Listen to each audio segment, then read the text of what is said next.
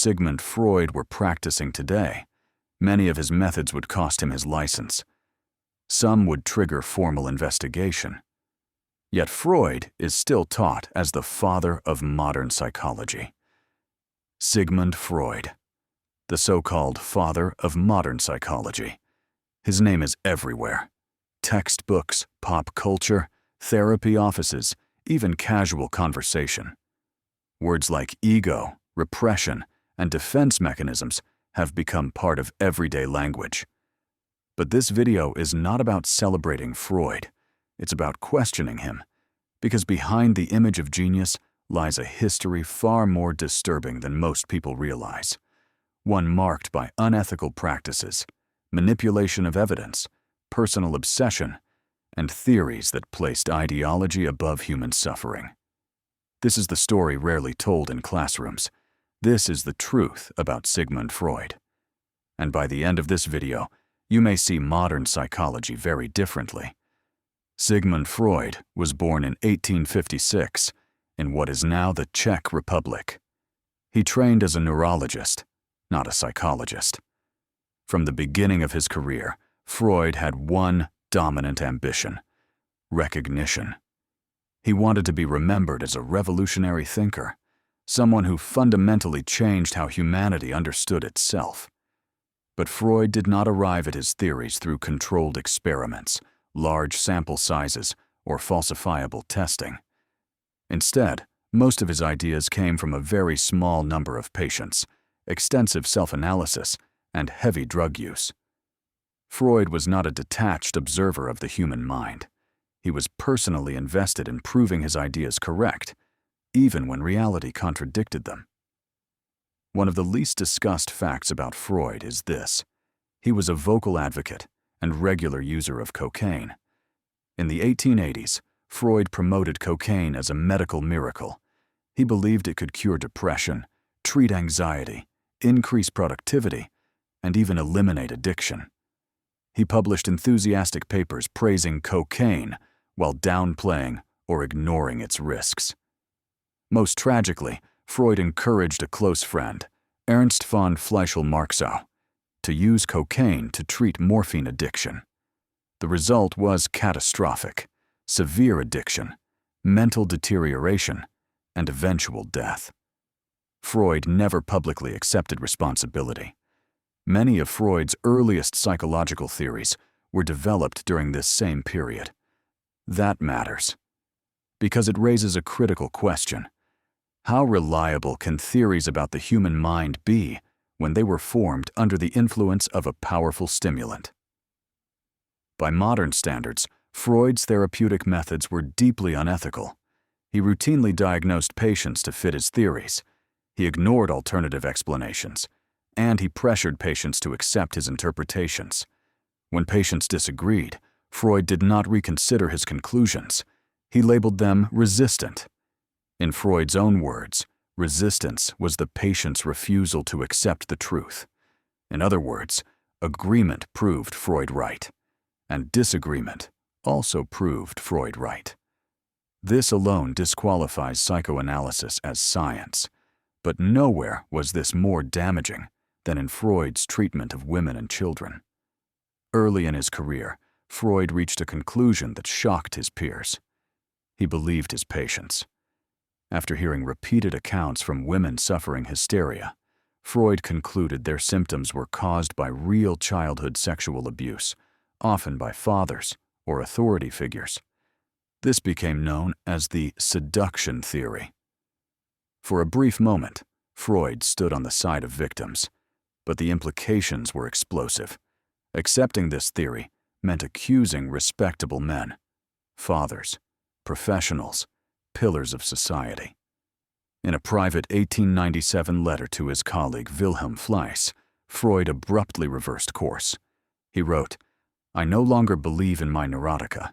He later admitted why. This would mean accusing fathers of being perverts. Freud did not abandon the abuse theory because the evidence disappeared. He abandoned it because the truth was socially and professionally unbearable. And in doing so, he made one of the most damaging decisions in the history of psychology. After rejecting real abuse as the cause of trauma, Freud replaced it with something else. He claimed children were not victims, but sexual beings, driven by desire. Freud insisted that sexual life begins at birth. In his own words, the sexual life of human beings begins at birth. He also wrote, "Children are capable of sexual feelings and desires from the earliest age." From this belief came Freud's most disturbing theories: infant sexuality, psychosexual stages, the Oedipus complex, and penis envy. Freud claimed that young boys experience sexual desire toward their mothers and jealousy toward their fathers. Again, in his own words, "A boy's first object of love is his mother." These were not metaphors. Freud insisted they were literal and universal. He imposed sexual interpretations onto normal childhood behavior: fear, attachment, anxiety, even when children never expressed sexual thoughts. When children or patients denied these interpretations, Freud claimed the denial itself proved repression. Disagreement became evidence. One of the clearest examples of Freud's ethical failure is the case known as Dora. Dora was a 14-year-old girl who came to Freud after being sexually propositioned by an older man, a family friend. She was distressed, anxious, and seeking help. Freud did not believe her. Instead, he insisted she secretly desired the man. In his published case study, Freud wrote, "I consider it absolutely correct that Dora should have felt sexual excitement." When Dora rejected this interpretation and ended therapy early, Freud blamed her. He wrote, "The case was brought to an untimely end by the patient, not by misinterpretation, not by coercion. The child was blamed. A modern therapist would face disciplinary action for this. Freud turned it into doctrine." Another cornerstone of psychoanalysis is the case of Anna O., whose real name was Bertha Pappenheim. Freud claimed she was cured through talking therapy. That claim was false. In reality, her symptoms worsened. She was hospitalized repeatedly. She suffered long-term physical and psychological illness. Freud knew this, yet he presented the case as a success to validate his theory. Historian Mikkel Borch-Jakobsen later concluded that the case of Anna O. was a myth fabricated to serve a theory. This was not misinterpretation. It was narrative manipulation. Freud did not tolerate serious criticism. Colleagues who questioned his ideas were marginalized, expelled, or personally attacked. Psychoanalysis became a closed system. Loyalty mattered more than evidence. Agreement mattered more than truth. Because of Freud, trauma was sexualized instead of treated. Women were pathologized instead of believed. Children were distrusted instead of protected. And scientific psychology was delayed for decades. Modern developmental psychology has rejected Freud's core claims about childhood sexuality. There is no credible evidence supporting universal Oedipal desire, infant erotic attraction toward parents, or penis envy as developmental trauma.